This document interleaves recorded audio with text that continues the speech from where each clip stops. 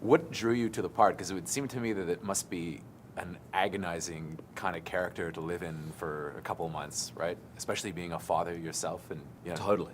I mean, in many ways, it was a hard territory to go to, but I think these stories are important. I think they have always, I mean, from Greek times, melodrama, and this is a melodrama. It's a very extreme situation, human situation. Is it real? Absolutely. Does it happen every day? But it's massive, Yeah. And so these exist, and we watch these stories as a catharsis.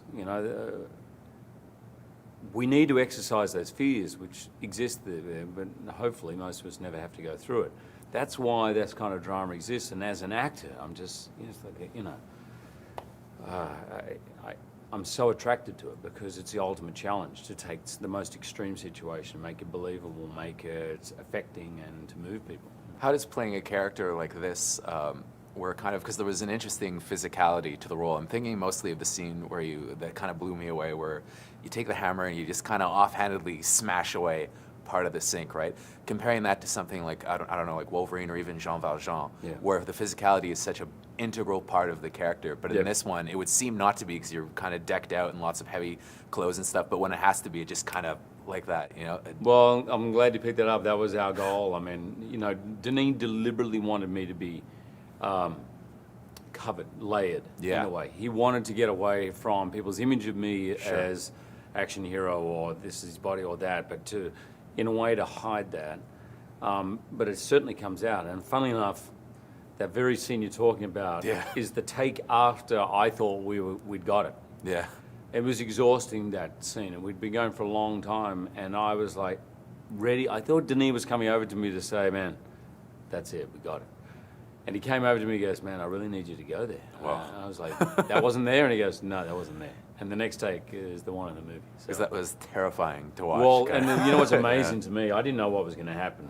I just I'm just going to let it go. And Paul Dano never flinched once. And that hammer was relatively close to his head, let me tell you. Something else, too, I don't know, I think everybody kind of feels this way. You're a really likable actor, right? And the thing is, but when I saw you in this role, it felt like it was just something about you that I'd never really seen before. I didn't know where it was going to go from one scene to the next. When the movie started and you see all of his survivalist gear and you see his son going hunting, I thought it was going in one direction. I was like, oh, okay, so maybe he's a little...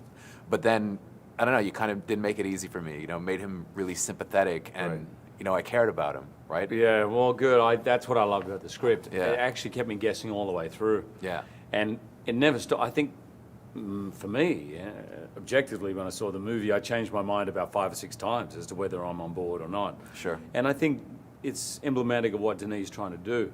He's subverting the genre of the thriller and, the death wish of it, all that kind of vigilante thing in a way. He's subverting that in that you're going along with him, and then you feel uncomfortable, and you're not sure, and then you go back, and you're not sure. It's a lot of grey areas, which is the same for all the characters. And that's what violence does, It unravels, it destroys, it makes prisoners of everyone. How did it feel living in the skin of this character, though, for so long, as opposed to maybe an action film? Was it harder to kind of let go of it at the end of the day? No, I think I probably was a little more subdued, but the weird thing about it was we were doing the award season for Les Mis, so I was going to red carpets and drinking champagne on weekends, and then I was coming back to this. That probably helped, actually, because I needed to kind of forget it. It's too intense just to hang out in that zone. So it kind of did, it was schizophrenic for a while there. So you and Denis Villeneuve must have really hit it off, because you guys are here with 2 movies together, right? Yes. We're the only 2 people crazy enough to work with each other. No, yeah, we really did. I mean, we met and we just hit it off. We're of like minds, yeah. Yeah. We I think, see the world primarily in a very similar way.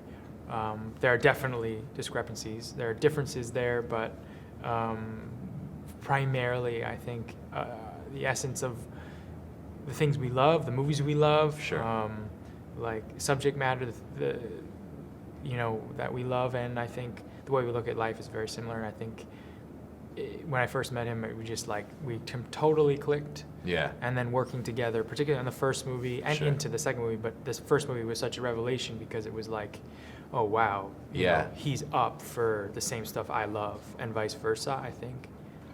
And so, yeah. Had you had a chance to see some of his French movies? I'm actually from Yes. Montreal, so it's kind of, he's a big deal. I know. Well, I had Incendies. seen Polytechnic in Incendie, and I had seen pieces of that 13th floor that he. It's the 13th floor, right? Is that what it's I called? think so, yeah. But he made that movie in such an amazing way. It's Yeah. a short, I think, a short Sure. film. But he made it in such a like really ballsy, really amazing way that I just love his spirit. You know, I mean, I by the way love being in Montreal, Sure. like, and I love the Nice. spirit there, and I've made Nice. 2 movies there and stuff. So I understand the Quebecois kind of amazing insanity and like fierce artistic drive And the poutine. Yeah, and some of the poutine. Yeah, I've had more poutine here in Toronto than I Oh, did man. in Montreal. But Sacrilege. it was. It is hard. It is hard to resist. But yeah, like he's just I mean, I think he's. I forgot what I was saying. The thing that, I'll tell you, one thing that I really loved about your character, though, what I Yeah. thought was really cool, your tattoos. And I just wonder if you'd explain to me a bit the significance of the tattoos, because it felt like you were a bit of, you know, it's a lot of the movies about lost children, right? And it felt like maybe your character at some point was a lost child. He has kind of a line about having done time in a boys' home. Yes. And I was just wondering if the tattoos kind of informed that a little bit. Yes. What was that was tattooed on your fingers, too? I was trying to see it. I can't. I don't. I'm not gonna say that. But they're all of those things. The Yeah. tattoo. I think that what I wanted to do is put a few tattoos in places that I could sort of partially hide, and Sure. one that I couldn't hide from.